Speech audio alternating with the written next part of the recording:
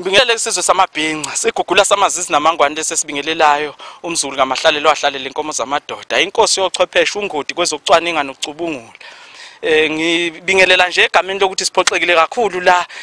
into umuntu osishayanisa ngamakhanda insizwa endala nje siyaziyo nesihloniphayo la emculweni kaMaskandi Gcokama Lamageza obuya khiphe ngaphansi kwamaphithi amahle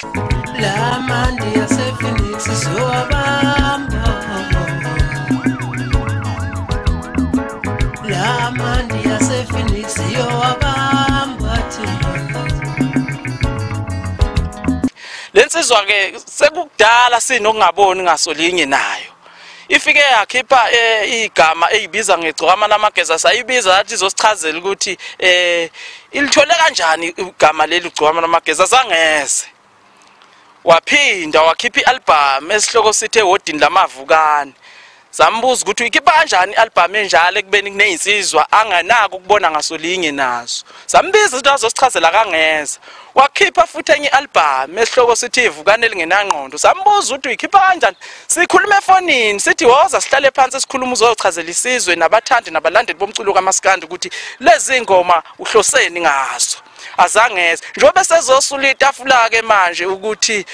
ngempi yase Phoenix la mandi yase Phoenix sowabamba la mandi yase Phoenix yowabamba